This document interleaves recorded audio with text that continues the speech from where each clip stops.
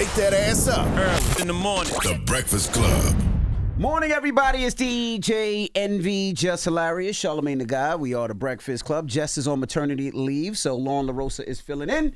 And we got some special guests joining us back in the building. Yes, indeed. We got the brother John Hope Bryant. He's back. Welcome, bro. My honor to be here. And also A-Rod, Alex Rodriguez. Welcome.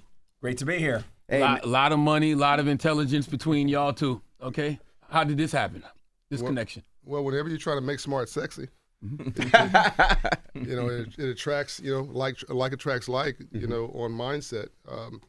This is, all of us are up from nothing, by the way. Mm-hmm. All of this story is the same thing. You can go from the bottom to the top. Mm-hmm. Legally, ethically, honestly, pay your taxes, do your stuff. Go from cashing a check to writing the check. Mm-hmm. And so Alex's story and mine are very similar. Like, we had very strong mothers who are great influences in our lives. We're both extremely nosy. Mm-hmm. Quincy Jones, how'd you get so smart? I'm just nosy as hell. Mm-hmm.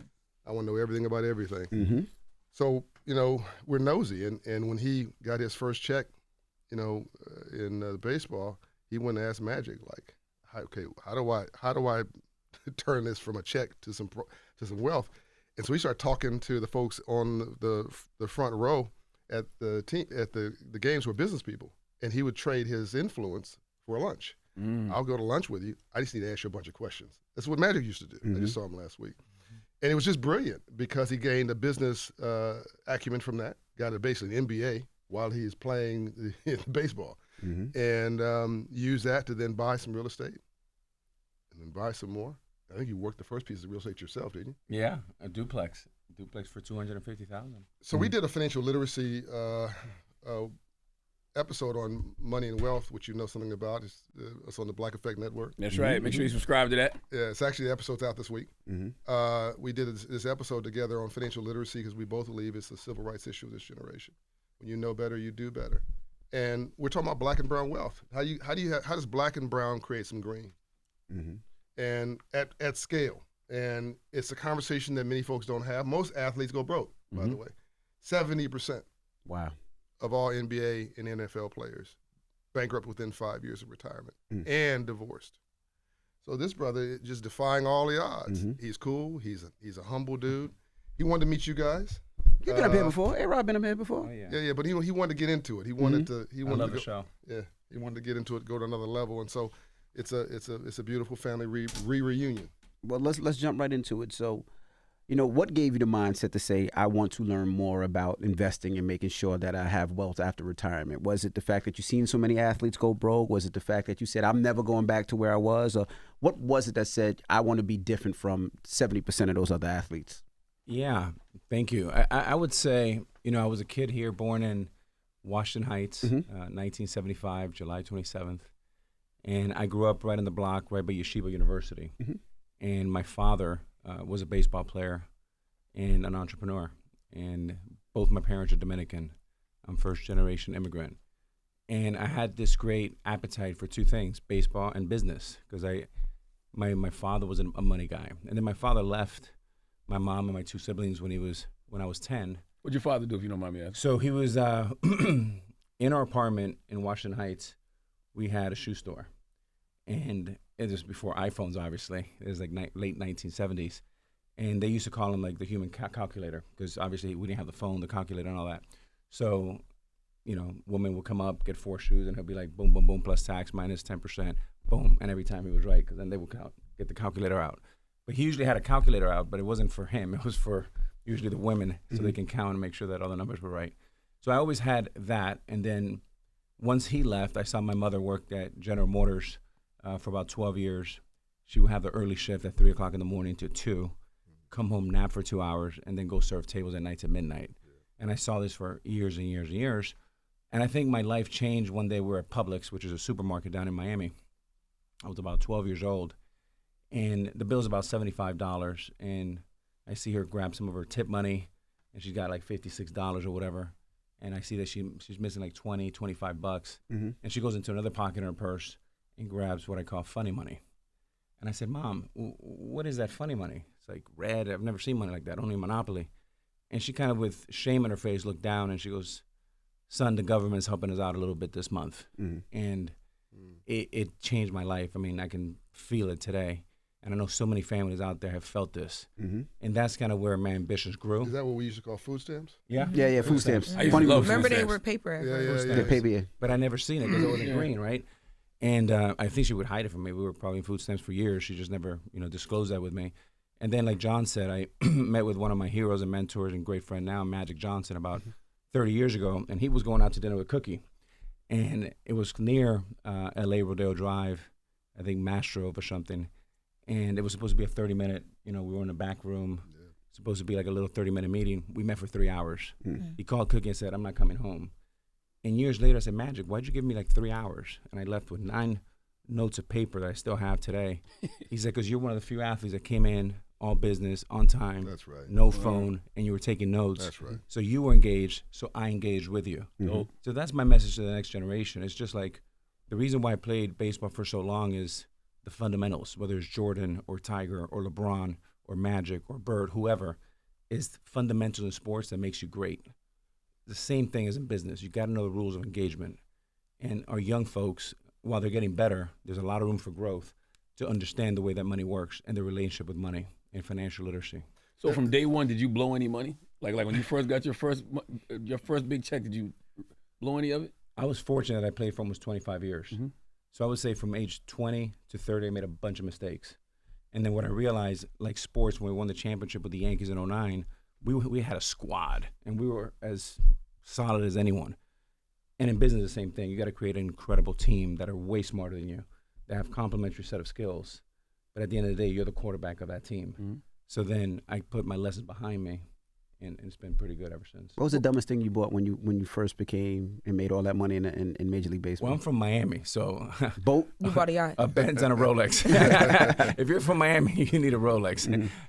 That's the gold standard. Rolex is not dumb. No, that's not dumb. They hold its value. You can resell that. Yeah. Yeah. So, by the way, me, him, and Don Peoples, who's been on the show a few weeks ago, the 3 black men I know, black and brown, same thing. We're all same family, who have a couple $100 million in a loan facility for real estate on as you know, this non-recourse basis, which means there's no personal guarantees. That's credibility, and that's where we need to go. Like you make money during the day, you build wealth in your sleep. And too many of us have hooked on that. I want to make that dollar. I want to get that cash. I want to get that buck. I want to get that bag. That's useless. It's called literally cash flow. Cash will flow. And if your outflow exceeds your inflow, then your overhead will be your downfall. And if you don't understand financial literacy, somebody's going to separate you from your wallet. And there's just more zeros attached to it.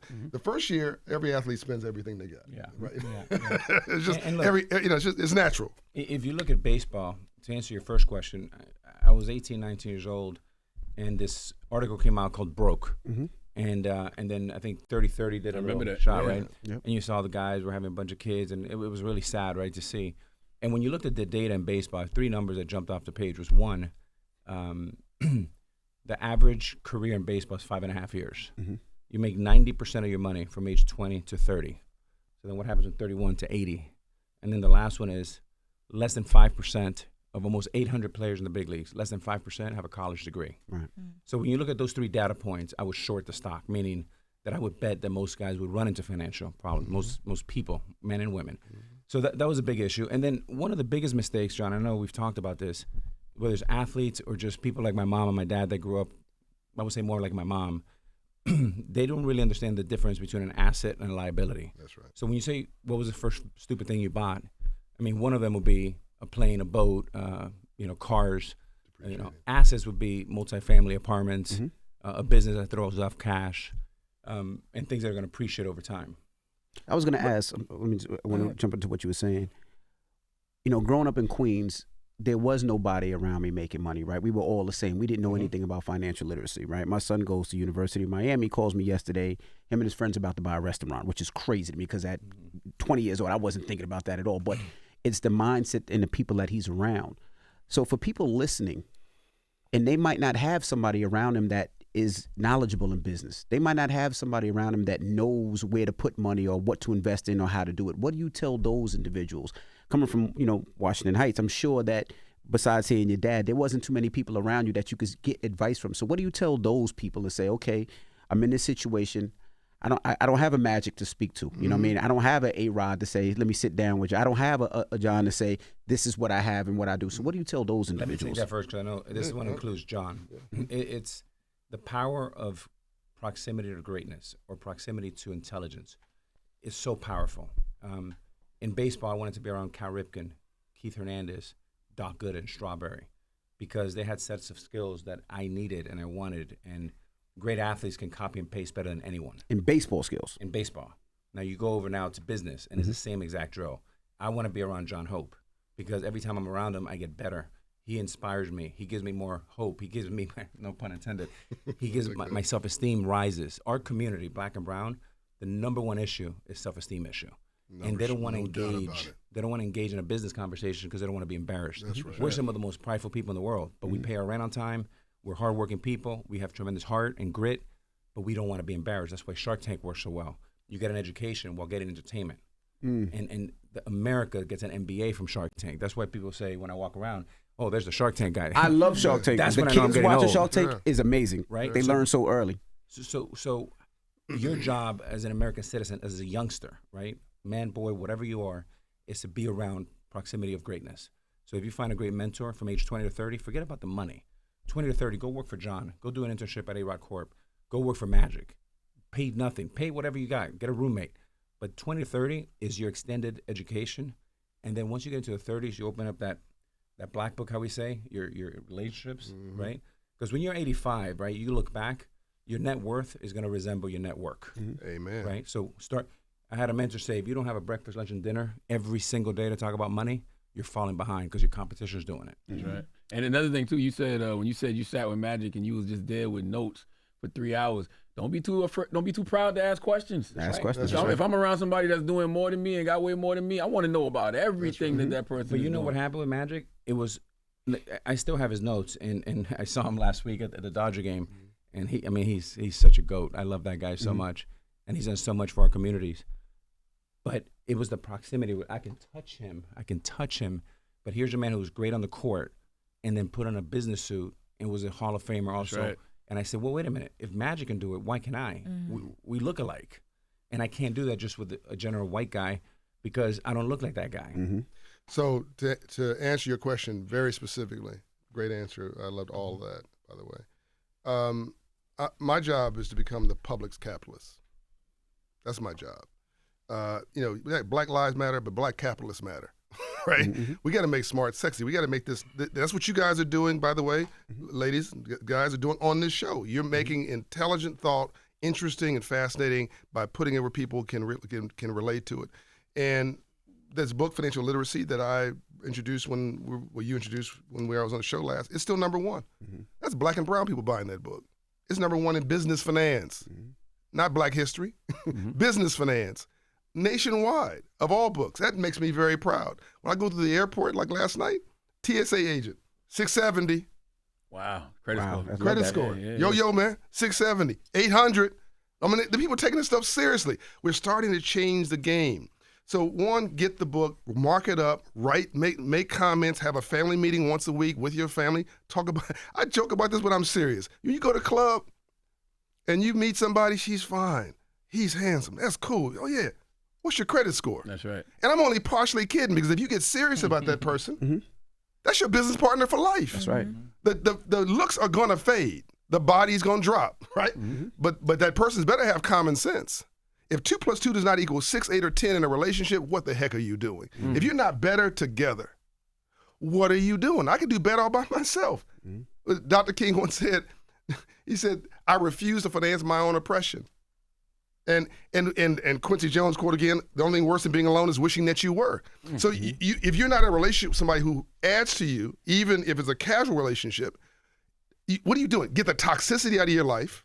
If you hang around 9 broke people, you'll be the 10th. Understand you're an eagle surrounded by buzzards and turkeys. Eagles don't fly in packs. So start looking at your posse, your group, and then be really nosy. When you walk down the street in Manhattan, all these buildings, that's not J.P. Morgan Chase. That's a dentist's office, that's an attorney's office, that's an accountant's office. You can get to those people. Go, I know it sounds crazy, go knock on a door. I'd love to be an intern. I love 15 minutes. Who's going to deny you 15 minutes? and all you want to do is listen. God gave you 2 ears and 1 mouth. You listen twice as much as you talk. I'm nosy as hell. I don't want to know everything about everything. You know, my man Charlamagne, he's nosy. I call him, ask him about stuff. He'll call me. Okay, tell me about this so and so. You know, we're not afraid of the facts. We're not afraid of knowledge, right? You know, he's mainstreaming mental health right now. That's a topic we all need to be talking about, right?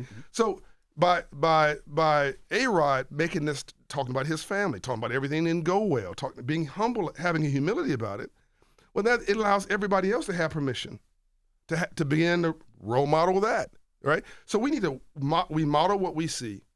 We need to start role modeling folks who have the capacity to write a check, not just cash it, who build wealth, not just make some money, making a living. It's literally making a living that's all you're doing. You're not building a life.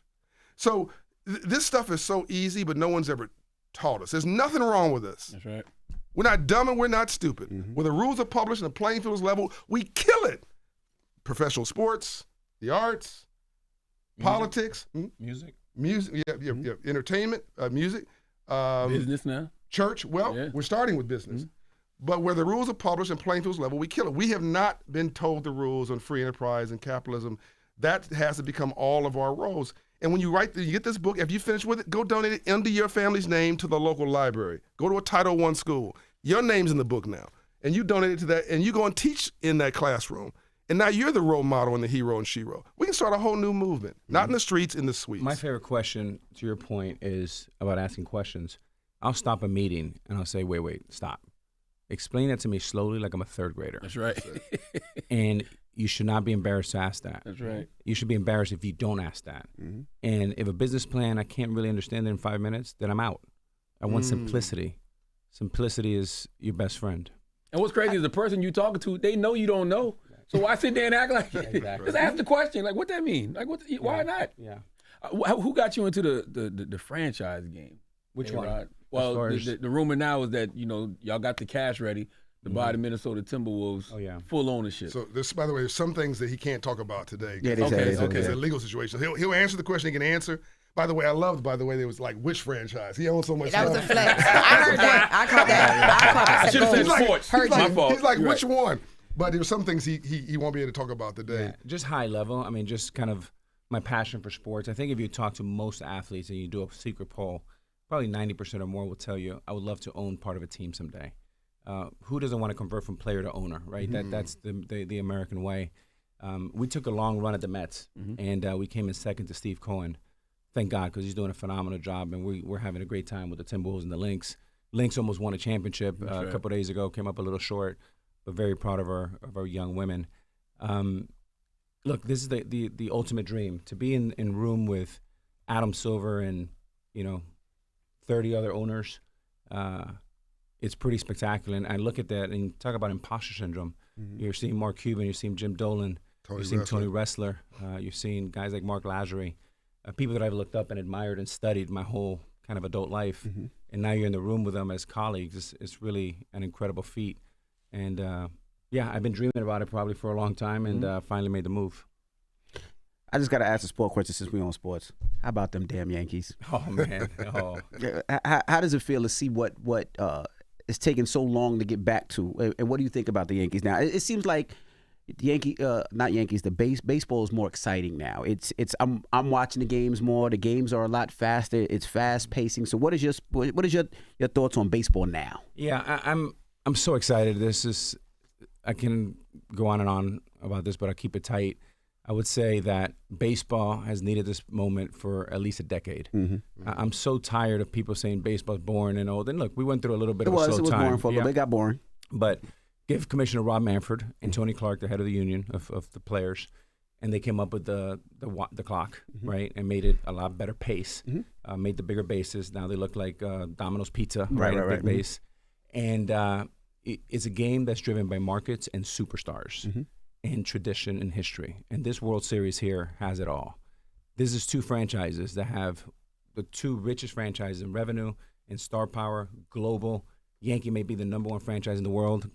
Dodgers may be top 5. And I'm talking about all of sports, football, soccer, you name it. The Cowboys #1, baby. Yeah, #1. Yeah, Cowboy fan. But the Yankees are in that top 5, right? And when you look at the Yankees conglomerate, it's well worth over $10 billion. When you look at the Dodgers, well worth over $10 billion. Okay, I would say there's Ohtani and Judge are as two biggest stars as you can have. You're gonna have probably 15 million people watching Japan, another 15 or 20 watching here.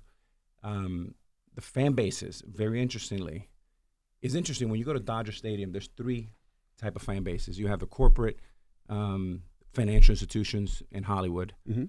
You have the Mexicans that, God bless Fernando Valenzuela, who died. He was a big pioneer in that movement. And then the other third is now Japanese. And they're printing money like it's no one's business.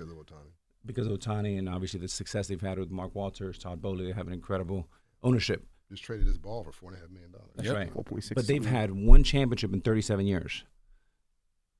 The Yankees have one championship in 24 years. Wow. So both franchises are going to be starving.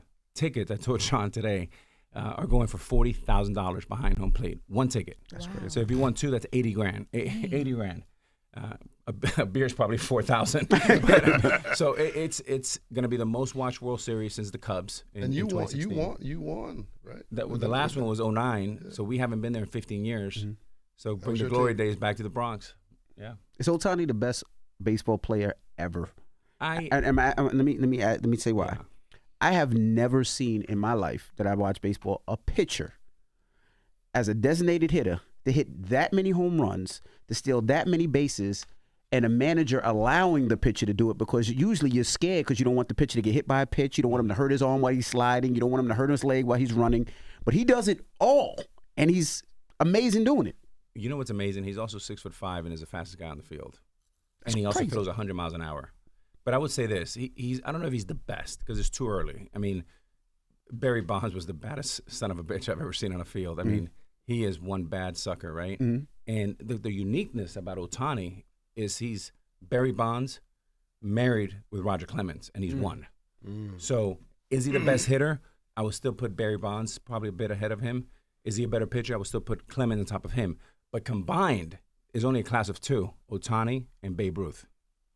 Jesus. My question, I don't know much about the players. It's not about the players.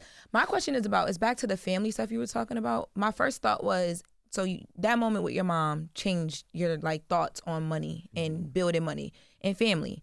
How do you keep now, you got all these franchises and all this stuff, how do you keep, you take care of a lot of people, but how do you set your boundaries where it's no? Because you got to keep the money to make the money. But you also grew up watching so many people not have. What's that battle like for you? Yeah, and you from Uptown, so everybody was calling you.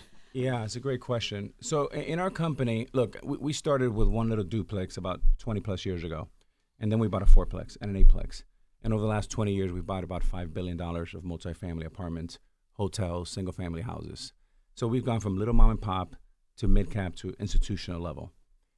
I have 5 direct reports in my company, and the good news about them, they're all way smarter than I am. So we vet things, and we talk about what are the things that are important to us. We only play in places where we bring more than capital, right? As an example, baseball would be a place that we bring more than capital because we have a certain expertise there. Basketball is just another, sports, right? So we're good there. But the circle of competence is very small, and if it doesn't hit that bullseye, we're not looking at it. Because the number one thing you have to have in business is discipline. Understand who you are and what you do, and do it over and over and over and over again until you're bored with it. I think she was talking about family. Yeah, I was talking about she was talking family in your Begging pocket. for money. I was going deeper. I'm talking about personally, when grandma or Let me get whoever you're 100,000 dating there, all the time is calling you. Let me get From 5,000 family there. to date, you're also the celebrity, right? Yeah. Right, and people, your family, your booze, they don't understand what you're saying, the discipline. They just see what they need and they call you. How do you be like, no, I can't do that. That makes no sense for my discipline. So first of all, I'm almost 50 now, so I've had a lot of learning experience. I would say when I was in my 20s and 30s, that was a lot more challenging, right? But now when you're running businesses, you can give people opportunities where they can win. So as an example, my sister does all my personal real estate. So if I'm buying a house for, $1, she's making, 3% on that or 6% on that. Okay. And my brother does. But they have to be competent now. It's not a giveaway. No. They know I don't play that game. You got to be by the book. There's no nepotism. That's it. I'm a very tough boss. I would say that. But here are the rules of engagement. If you play by them, you're going to get first bid.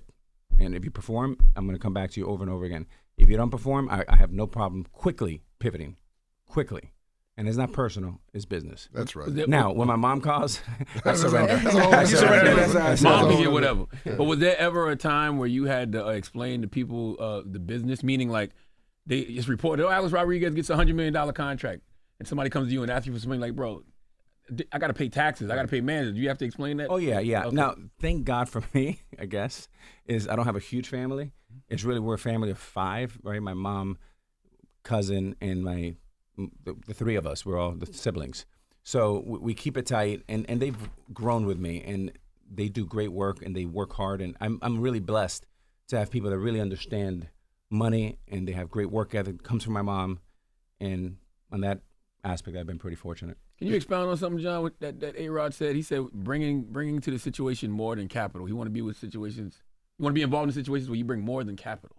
Yeah, well, the word capital comes from the Latin root word capitas, knowledge in the head. The word credit comes from the Latin root word credito, which is credibility. It has nothing to do with money. Banking actually is a trust business. It's nothing to do. It's about, do I trust you? Do you have credibility? And do you have the knowledge? Do you have the understanding? Relationship capital is really the real capital. I mean, what's a country club? I mean, why do you go to Harvard? Is Harvard going to make you smarter than the state university? Maybe, maybe it's not. The context that that It's the you have relation. there, right. The class of 2024 is going to hook each other up for the next 40 years. So that's why you go to a country club. That's why you go to a private club. That's why any hook, any small group is. That's why you go to college. Other than the education, is that. So you got to figure out what your capital is. You got to figure out who your circle is. That's why I said earlier, if you hang around 9 broke people, you're going to be the 10th. So you got to, you look at who A-Rod's hanging around. He didn't mention a bunch of people. We both saw him last week, Magic. Magic's wearing a business suit these days. Anybody in sports or entertainment, now I want you to canvas everybody who comes through here. Anybody in sports and entertainment with a B in front of them, billion, did it in business. That's right. They translate it. You can't sell enough. You cannot sell enough concert tickets. You cannot get a big enough contract to become a billionaire. That's not the way income works. You got to translate that into business. Literally every athlete and every entertainer. Jay-Z, business. Michael Jordan, business. Dr. Dre, business. My man has got $1 billion portfolio. That's why he can just be so cool and just, understate. Don't need to scream and holler. When you got the power, you don't need to use it, right? So it is about getting your mind right. All poverty, Charlamagne, beyond sustenance poverty, roof over your head, food on the table, reasonable health care. All other poverty is mindset. That's why I say there's a difference between being broke and being poor. Being broke is economic, but being poor is a disabling frame of mind. A depressed condition of your spirit, and you must vow never to be poor again. The first thing you got to do is get your mind right, and then the money will follow. Now, for parents listening now, when is a good time to start getting their kids involved in financial literacy? When you start breathing. So when you start spending money. I mean, you're spending money 24 hours a day. When you sleep, you're spending money. The bed sheets, the government didn't buy the bed sheets. The government didn't buy the alarm clock. You did that. The government's not paying for your light bill, right? So check this out. We have a kids account in Atlanta Public Schools, Operation Hope. By the way, everybody can go get financial coaching scholarship from the Capitalism of the Breakfast Club. Call Operation Hope. We'll give you a $1,000 free scholarship just because you mentioned Breakfast Club to get coaching and counseling, get your credit score right. So we have it with Mayor Andre Dickens in Atlanta. We have a kids account in kindergarten, $50 in the kids account. Now, you may say, what's the big deal of that? If you have a bank account at kindergarten, you're 50% more likely to go to college. Hold on a minute. Check this out, JMB. If you have $50 in that account in kindergarten, you're 75% more likely to graduate from college. Because now you're connecting education with aspiration. The light's on the kid's head. Now you're talking about stocks and bonds and investment, don't create an investment account. Don't get A-Rod or me or you to come. Don't DJ and go in and talk about cars. Talk about, because really it's technology these days, right? Talk about it, but through that it's investment. Now these kids, you hooked them, right? So it's about role modeling. It's about the language of money at the earliest age, because this is the aspiration generation. We can literally build the next generation of America. We have to, by the way, because we're going to be a majority of minorities. Literally, if we don't do that, this country is done. But we can do that at kindergarten with a $50 Hope savings account. Let me add to John's answer, and I agree with everything he said. I'll give you a real life example. Mhm. So I remember I have two daughters, Natasha and Ella. Natasha is a sophomore at Michigan today. Ella's a junior in high school. I remember when they were in kindergarten and second grade. And I said, all right, girls, here's the deal. Every day Pops drives you to school, I'm going to give you 3 business lessons. And on Friday, be ready to pick your 5 companies for a portfolio. I'm going to put $1,000 in each one of your accounts. And they were confused. And I said, well, you're overthinking it. Give me 5 products that you use every day. Well, I use my phone, Apple. Are you on Instagram? Not yet, but I know what that is. Okay, Meta, social media. Google, because I Google things. They wanted to get CVS because that's where mom takes them. And one more, maybe Disney. And I put $1,000 every year. So it's not really about big numbers. It's really about the practice of the habit of honing your craft.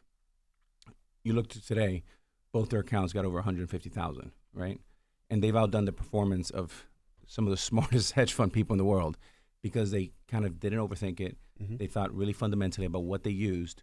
But they now, by the way, by the time they were freshmen in high school, they're like, Dad, no more business. We're done. We're sick. But now I hear them as, many adults, and they're repeating my language that they learned in first grade, second grade, third grade. That's right. Although they were fighting it, they were absorbing it. That's right. The biggest thing the biggest thing that my son, who's 9, the thing that I love is my son watches Shark Tank. So he's 9, so he doesn't know you for baseball. He knows you from Shark Tank. Wow, that's deep. And then, I was talking on the phone, we was talking business to somebody, and he started asking me questions that I know that he got from someplace else. I said this the other day. He was asking me, so Dad, how much equity do you get in that deal? I'm like, where the fuck you getting that from? Whoa. And then he was like, well, what about, he was like, well, I said, well, where did you hear about equity? And he's telling me Shark Tank. And he was like, yeah, I want to know what royalty fees are and this, that, and the other. And at 9, I was like, I just want to play baseball.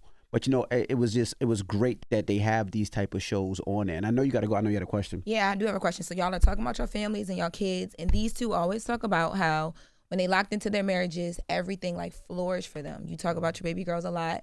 Last time you were here, you were talking engagement with J-Lo. I know you're right now dating Jacqueline. Is engagement, marriage, is that a conversation for you right now? Where does that fit in all of this business and the portfolios? Well, I'm very lucky to have an incredible person in my life. Jack's Canadian. She's right outside of Detroit, which is very beneficial because my daughter goes to school in Michigan. So I get 2 for the price of 1. So we're already cutting a good deal. So she's 20 minutes from Detroit. She's a former nurse. She's transitioned her nursing to an incredible business called Jack Fit, where she helps out thousands of women online get a better life. I personally lost 30 pounds because of her. I haven't really thought about that. This is really the best place I've been in my life. I'm very fortunate, grateful to be where I am. I'm helping out tons of people involved, like you said, with the Timberwolves and the Lynx, and doing my Fox deal with the Yankees and the Dodgers. And I'm open to anything, but right now, I'll let you know if there's some big announcement coming. Maybe I'll come back. I would think it would be difficult for you to trust anybody in a relationship. You know what I mean? Romantically. Just because you are A-Rod, so the celebrity, but then the money, It's hard. It's hard for sure. But, you take your time. You try to surround yourself with people that are better than you. But it's no question. It's difficult. Now, that man is married. John Hope Bryant. Oh, yeah, Shades Room. And I've known her for 25 years. We've been married for 6. She has no agenda. She just loves me, and you can feel it, right? And it's hard to trust people because you're not a person to them. You're just an opportunity. You're a cash register. And I've had people try to take me down because they didn't get what they wanted. So that makes you really skittish. But if you have the right relationship, as I said earlier, 2 + 2 = 6, 8, or 10. It really does enhance your life and root you and ground you. And they love you no matter what, ups and downs, by the way. And so that goes back, Charlamagne, to what you said about your circle. As your world gets bigger, your circle should get smaller. That's right. As your world gets bigger, your circle should get smaller. I would love to talk about very quickly a mistake that I made because people hear about all these wins and we're doing this and doing that. We don't, they can't necessarily relate to that. I made a mistake since I saw you last. What happened? In business. I sold a company. So technically it wasn't before I saw you because I sold the Promise Homes company 2 years ago, but I just realized I made a mistake in the last month. So I invest, just real talk. I've never said this before, but I invested $3.5 million in an investment account. I put in the market, and I tell people, let it sit there. And I messed up. I didn't take my own advice. The market went crazy January 2022. Interest rates started going up. By March and April, the interest rates were still going up. Stocks were taking a beating. I had just put my money in the account in January 2022. I had lost $500,000 in 3 months. So what did I do? Pulled it out. I pulled it out and put it in Treasury bills. So I said, take me to cash. I took it all and put it in Treasury bills and just let it sit there. And so what happened? I asked my broker, Rockefeller Capital Management is a family office. I asked him 2 weeks ago. So I'm just curious, what would have happened if I had left it in? Well, you would have lost another $200,000. So I'd have been down $700,000, which is, hold on to your butt cheeks. Right. But but DJ Envy, if you had kept it in, just let it sit there. This is the magic of markets. This hurts. Don't repeat the same word. John, you got to stop. That edit is going to be crazy. Because he said, hold on to your butt cheeks, DJ Envy. You just let it in. Then you said it hurts. I had your back. I said, don't repeat that. Me and him we're like children. I'm sorry. We're children. Yes. We're children. There's got to be another way to say it. We understand what you said. Go ahead. If you just held Charlamagne. Oh, no, they're going to know he hit the butt cheeks. Oh, man. Keeps it all in.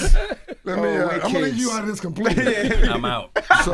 So this really hurt because the guy told me if I had just done nothing, just let it sit there, let the markets do its thing, that I'd have made the $700,000 back and another $700,000 on top of it.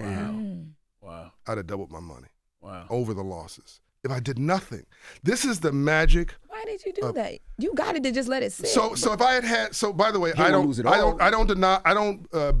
don't beat myself up about this decision because if I had money in the market in that account and had made some profits, so it wasn't house money. Right, okay. I would have left it in there. Okay. Because if I lost my profits, then that's fine. This was core capital. My goal for this core capital was just to let it sit and the goal of this money was to be safe. So somebody might be thinking about a 401k plan they've got at their employer, or they got $1,000 in a savings account. They don't want anybody to touch that, right? So think about that in that example. So this was, for me, that. So I didn't need to make any money. I just didn't want to lose any on that particular investment. If I had made something, I would have left it there. So in hindsight, statistically, I made a mistake. But what my priority was, which was safety and security, not return, I'm completely cool with it. I'm just saying that as an investor, I tell people, put it in the market. What I say about homes, buy it and don't sell it, right? It'll just go up in value. I'm just giving, I'm telling you, here's a guy who is pretty good at the investment and business game. And here's an example where recently You made a mistake. I made a mistake and paid for it. And the magic of markets, you make money during the day, you build wealth in your sleep. That's right. Go ahead. I was going to ask, why would you put safe money on the market like that? Because they also tell you, too, if it's something that you want to keep safe and to not let, you don't want to lose it, you don't play with it. This is a great conversation. And A-Rod, if you have an example or please weigh in. There's 3 things that have never gone down in American history. I'm so glad you asked this. GDP, gross domestic product of this country, the income, real estate values, and stock market value. It goes up. There's a recession. All recession means is it recedes. It recedes, and if you stick with it, it corrects above the line. What people who are financially illiterate do is they get freaked out, and they sell it. Right? I had a townhouse in L.A. I bought it for $220,000. Went down to $100,000 in 2008. All my friends were telling me, "Sale, get rid of it." They're broke, so I didn't listen to them. I kept it. It's at 7122 Lotte Harris. Somebody listening to this know exactly where I'm talking about. Lotte Harris Airport. I kept it. It was 1,500 square feet. Oh yeah, I know where that's at. You know what that is? I rented it out to a police officer. Didn't pay rent on time, but he paid. Ultimately, he paid me. I paid the property taxes. I forgot about it. 5 years later, I'm trying to buy a property for $750,000. I'm like, where can I get $750 from? I called my broker, black real estate broker in L.A. I want you to sell this condo for me. Mind you, I bought it for $220. It was last time I checked, it was $150, $180. What can I get for that? $750. All I did was let it sit there, and it just went up in value. So I did a 1031 tax-free exchange, took the home on Latte Harris, sold it for $750, bought the other property for free with no tax impact. So you just don't go wrong investing in the biggest economy, the sole superpower in the world, the flight to quality. People in China talking mess about us, they're investing here. Folks in Russia talking mess about us, they're investing here. Iran, all these places talking mess about us in front of the camera, all of these folks, including Putin, investing in America. So we have this great thing in front of us called the sole superpower in the world, the biggest economy, and most of us are not taking advantage of it. So I love the stock market. Everything that you love is publicly traded. I noticed. I got two more questions. Well, Alex is not publicly traded yet, but maybe we can take you public. Well, what I was going to say is Lauren, to answer your question is money's not emotional. That's it. Money doesn't care who owns it or what pocket's in. The emotional ones are the humans. And what John Hope is talking about is something that 90% of Americans do, is they panic when things go down. But when you see guys like Tony Ressler or Warren Buffett, or the greatest investor in the world. Tony's a friend of ours, a billionaire. Tony Ressler, who owns the Hawks. Black man. And Tony. I love Tony. When John is selling that situation, Warren Buffett is buying, and he's buying a lot of it. So if you can remove your emotions from investing, which is really hard to do and counterintuitive, money doesn't care about you. As long as you know that and you're playing the long game and know that along the long way, you're going to have some hiccups. How emotionally are you going to be prepared to do that and not overreact, right? But when things go down, do you have, the guts to kind of go in and making sure you understand the business and what you're doing, right? I would suggest do this with a professional. But thinking about a philosophy, big picture before it happens is being prepared. It's like in baseball, I'm thinking, if this ball gets hit to me, I'm going to throw it to Jeter, or I'm going to throw it to CC or whatever. Same thing with markets. If I have, $4 million or 400,000 or 4,000, and the market goes to 3,000, what am I going to do? You got to know that before it happens and anticipate and have a little bit more of a proactive approach. By the way, on that example, to what again, he's 100% right. It's like double down on a good investment. At the same time, I pulled out of that investment with the cash. I bought some real estate in another country, Turks and Caicos. I bought it for $2 million. In the same time period, it's now worth $3.6 million. So I lost a little bit here on return, but I gained over here, almost doubling my money on real estate, secured real estate, and so I achieved my objective, just not in the way in different ways. I was going to ask for somebody listening, maybe possibly thinking about buying their first property, their first investment property, or even their first house, or even thinking about refinancing the home that they have. What do you say to them? Do they wait until after the election? Because a lot of people are saying, wait till after the election, this, that, and the other. What do you say to somebody that's trying to buy a home right now? Interest rates shot up since COVID. I'm sure we're never going to get to 2.9% ever again in life. So what do you say to those individuals listening right now that thinking about buying their first investment property, their first home, or even refinancing their home? I have a strong opinion, but go ahead. You go first. Well, I would say, look, I have a different outlook when it comes to houses. I don't think houses is necessarily an investment. Is an investment to your lifestyle, is an investment, and for a lot of Americans, it is your biggest investment, right? Because it's the biggest asset you own, and you got usually a 70-75% mortgage or whatever it is. But I would say buy a home that you can afford, buy a home, lock in your rates. So I like locking in for 5 or 7 years, so I know I'm almost renting the house. I know exactly what my nut's going to be every month, right? That's really important. And I would say buy a house that you're going to be happy in, that you're going to be able to raise your kids, that you're going to be safe, and lock in your interest rates and understand that you have to be able to afford these payments no matter what happens, right? And give yourself a margin of error, right? A safety net.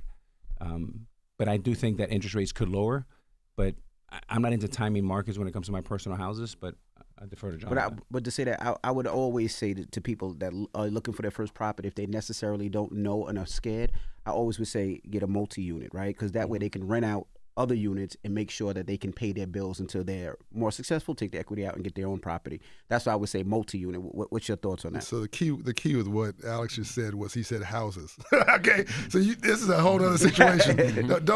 That's why he's not all in the houses as an investment. He's got houses plural. That's a different tax bracket. Correct. The average person listening to this, please listen to me. As fast as you can. buy a home. The number one way you build wealth in America is home ownership. The average African American, we at 41, 42, 43% of us own a home, compared to 75% of our white counterparts. That 30% delta, that difference is massive home ownership. And prices are not going down. When I started buying those 700 homes from the Promise Homes Company, by the way, Tony Resser was one of my partners, and Michael Arrighetti, who we've been talking about a couple times here, good guys. I ran it up to $150 million of assets under management of that particular portfolio. I bought for $88,000. I sold them at $350,000. No one moved the house. There was no genius to it. It's a magic of compounding. And if you and so if these they're not growing any more land. Most of the places where we live are inner cities. What's an inner city in France? It's called Paris. What's an inner city in Britain? It's called the UK. Like, we have centrally located real estate, and we're walking away from it to rent from somebody we don't know, to spend money we don't have, to impress people we don't know, to talk about stuff that don't matter. Like, knock it off. Buy the worst house in the best block in the hood, DA-HOD, the hood adjacent. Buy it near transportation, economy, economic activity, and a vibrant environment. Buy it, rehab it, live in it. Use equity a couple years later and buy, I know you know what I'm talking about here, DJ Envy, buy the second home 3 years later. You do that 3 times over 5 to 6 years. This is my mother's story, worked an hourly job. You're a millionaire. And you can get the down payment through the earned income tax credit. All right, you can go to Operation Hope. We can help you get qualified for EITC. If you're making $38,000 and have 3 children, the government owes you about $7,000 cash. So you just gave everybody listening to this who makes $38,000 a check, and it's retroactive for 3 years if you've never filed.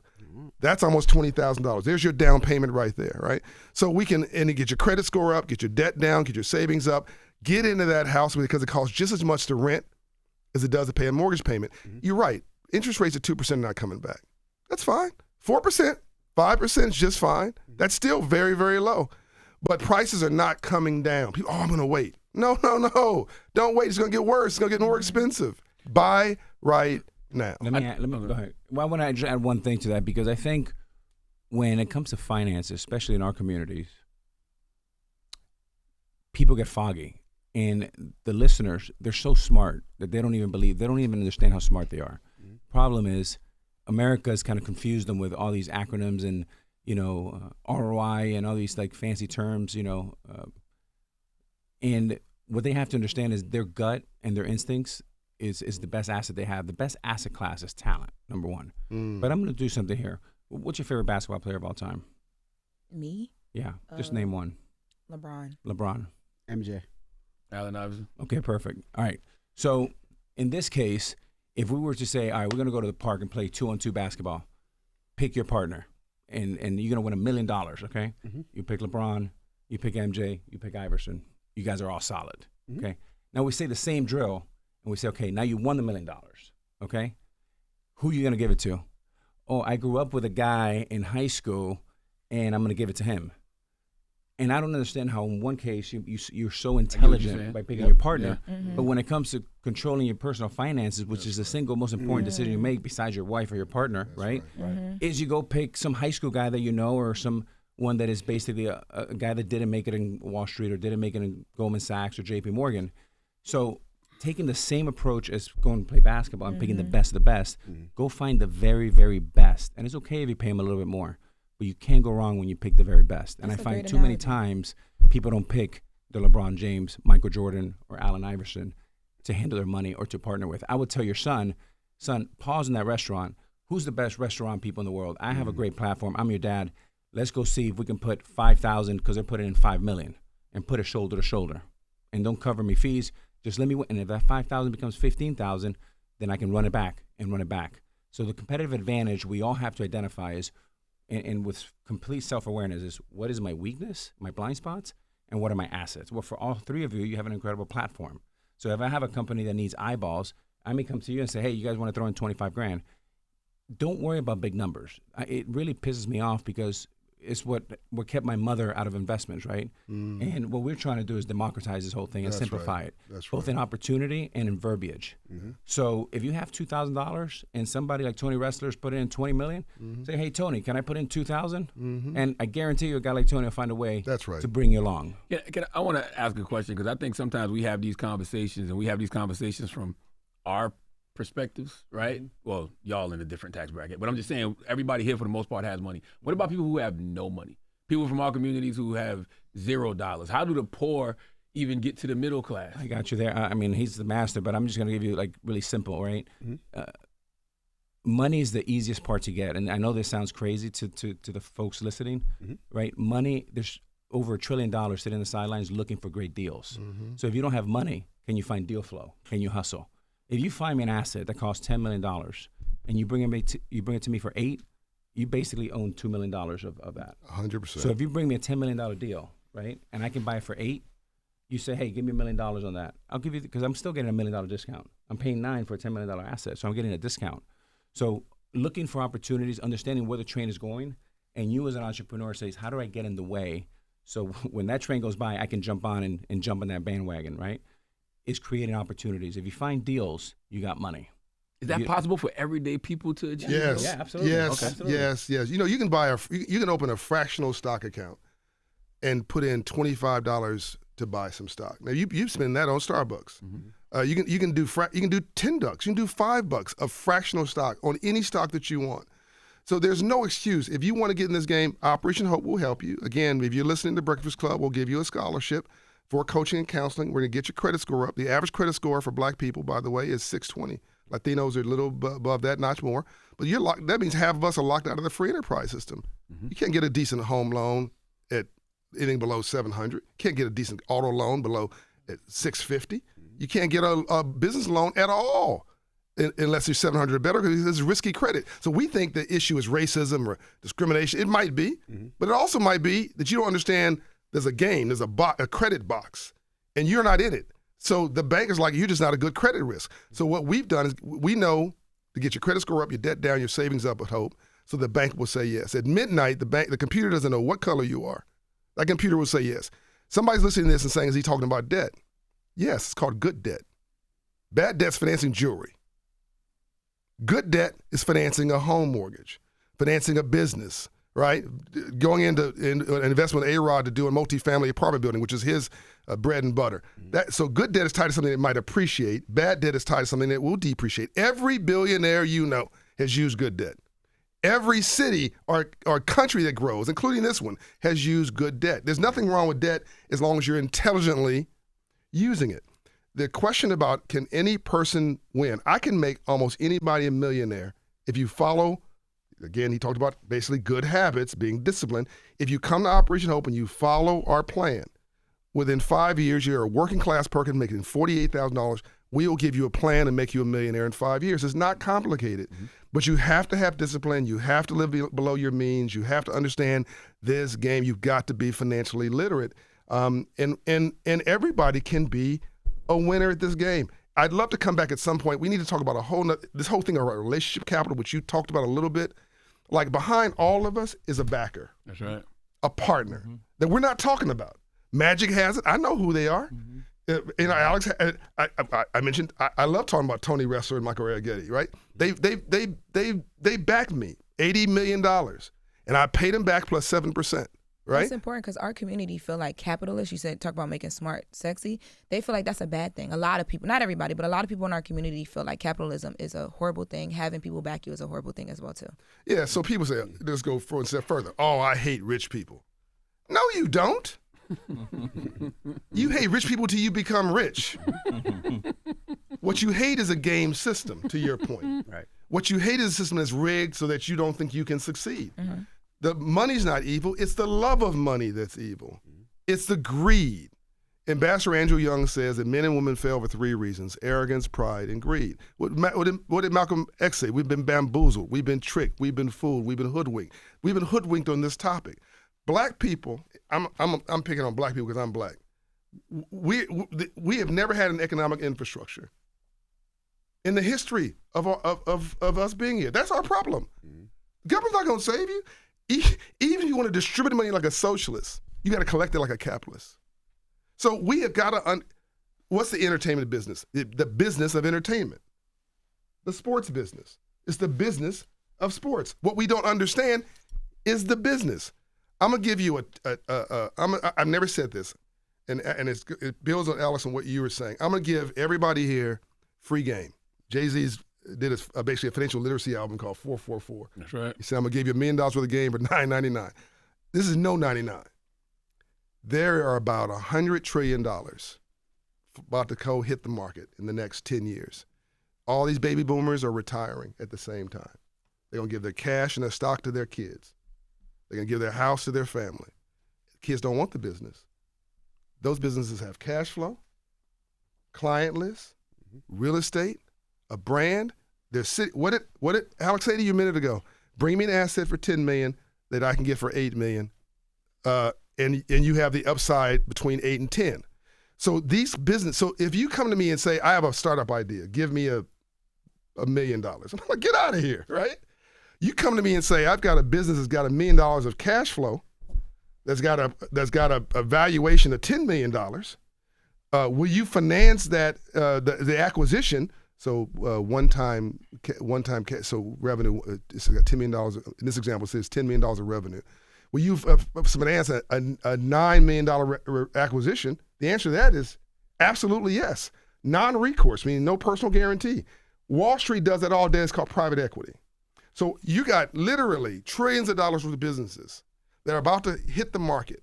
And people listening to this can go become capitalists right now with an existing cash flow business, existing assets, existing employees, not no risk, but low risk because it's already successful. So we need to stop being self-employment projects because 96% of all black businesses don't have an employee. I don't know what the Latino numbers are, but again, you build wealth in your sleep. It's compounding. This is a huge opportunity. So if you have, in sports, it's so easy. I always use sports as a great metaphor because it teaches us about life and business, right? If you say, who's a better basketball player, Shaq or John? Well, they walk in the room, immediately 100% will say Shaq. Right? Business is the exact opposite. Like, if let's say you have 4,000 billionaires in the world today, 4,000, just for a number, and you say everyone press delete, everyone goes to zero. The math would tell us, and the science would tell us, and the data would tell us that in 10 years, you'll have basically the same 4,000 billionaires again. Because what it is, like Shaq, is a set of skills and is an ear and is a rewiring of the brain. So all of us here walk into opportunities every single day. But it's taking your eyeballs and your brain and your ears to think about opportunities when you hear them. So you hear opportunities all the time. Poor guy and a rich guy go through a bad neighborhood. The poor guy goes, God, what a terrible neighborhood. I would never want to live here. The rich guy goes, let's try to see if we can buy all this up on a cheap. Because in 10 years, you're going to be different. You go to a barbershop and you hear through a terrible divorce. And you hear this gossip all the time. And you guys are here, man, what a terrible situation. I have to sell their house, I have to sell their car. If you're an entrepreneur in the ear, you hear, oh, that might be an opportunity. Well, maybe I can, not to take advantage of anyone, but if you have to sell your house quickly, maybe I can provide a quick buy and sell for you off market. Business, right? not personal. And there goes that $7 million deal for 10, right? So it's about a rewiring of the brain and looking at opportunities and not looking at problems, because problems is really opportunities. Well, ladies and gentlemen, John Hope Bryant, Alex Rodriguez, and the Hope don't Global be strangers. Forum That's is right. happening December 9th to the 11th in Atlanta, Georgia, man. That's right. I'll be there. That's right. Absolutely. We'll give you I've more been there the information. last I'm 2 sure he'll years, come back actually. before that. All right. Well, it's the Breakfast Club. Good morning. Wake that ass up. Early in the morning. The Breakfast Club.